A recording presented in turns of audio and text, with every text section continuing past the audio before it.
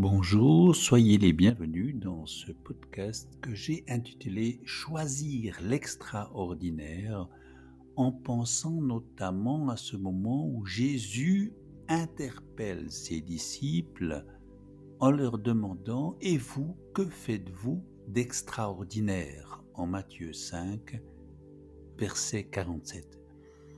Dans l'évangile de Matthieu, l'auteur entend mettre l'accent non pas tant sur le caractère désintéressé que devrait avoir tout amour, mais plutôt sur une attitude surprenante destinée à rompre les comportements habituels de clan et de classe. L'extraordinaire consiste à nous replacer dans cette vie suffisamment bonne, d'y inviter y compris l'ennemi, un frère ou un parfait inconnu.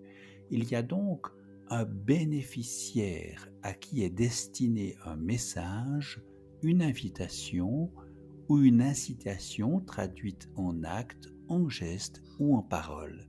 Une invitation à sortir des sentiers battus. L'extraordinaire est ce qui sort de l'ordinaire, en somme. C'est croire quand tout le monde doute, c'est être de bonne humeur quand tout est ennuyeux et difficile, c'est être souriant, gai, poli quand tout le monde est grognon, c'est voir le beau malgré le médiocre et le laid, c'est aimer dans un milieu hostile, c'est vibrer dans un milieu amorphe, c'est servir d'appui au lieu de chercher à s'appuyer, c'est consoler au lieu de prendre en pitié, c'est espérer quand tous se découragent, etc. Ici, notre esprit en action rempli d'amour conteste et transgresse l'absurde, les flambées d'ego ou la violence mimétique, les peurs et les autres affects négatifs, en choisissant en quelque sorte l'envers du décor, des vibrations positives, des valeurs plus élevées, plus saines et constructives. C'est le royaume du divin en nous, un point d'appui, une direction, une intention spécifique.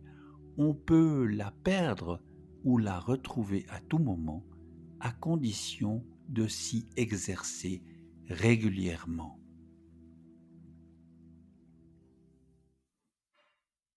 Cette transformation ne signifie pas l'annihilation de la personnalité, mais plutôt sa purification et son alignement avec des principes plus élevés. Le processus implique d'identifier les aspects de nous-mêmes qui génèrent la souffrance et de les transformer consciemment par l'amour et la compréhension, créant ainsi un nouveau mode d'être plus authentique et libéré.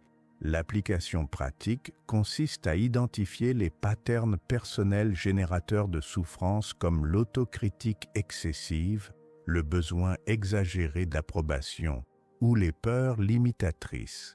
Pratiquer l'observation contemplative signifie observer ces patterns avec curiosité, compassive, sans s'identifier totalement, cultivant des qualités élevées comme la patience et la générosité, préparant naturellement à découvrir comment cette conscience transformée peut accéder à des dimensions supérieures de réalisation spirituelle. Le royaume de Dieu ne viendra pas avec apparence extérieure, parce que le royaume de Dieu est en vous. Selon les interprétations contemplatives, ceci représente la synthèse des enseignements de Jésus. La dimension sacrée ne réside pas dans des lieux externes, mais dans la conscience cultivée de chaque personne, accessible immédiatement par celui qui développe sa vie intérieure avec dédicace et discernement authentique. Dans la perspective mystique, le royaume n'est pas un lieu géographique, mais une dimension de conscience accessible par le développement spirituel consistant. C'est l'état de présence consciente où nous expérimentons une connexion profonde avec la vie, transcendant les limitations de l'ego séparé pour accéder à une réalité plus vaste et plus unifiée qui révèle la nature illusoire de nos souffrances habituelles. Jésus enseigna que vous ferez des œuvres encore plus grandes que celles-ci. Les érudits contemplatifs interprètent cela comme indication qu'ils démontraient notre potentiel spirituel plutôt qu'une exclusivité personnelle. Chaque miracle serait métaphore de capacité qui s'éveille avec le développement de la conscience, suggérant que ces phénomènes extraordinaires représentent notre héritage spirituel naturel plutôt que des exceptions surnaturelles. Ici, l'extraordinaire sera forcément et nécessairement en lien avec le futur, là où se trouve précisément notre double quantique qui est toujours bienveillant, compatissant, respectueux du libre arbitre, un double qui pratique la non-ingérence et la non-imposition, notre âme en quelque sorte. Un futur où se trouvent aussi, il faut le dire, des entités qui cherchent à nous influencer.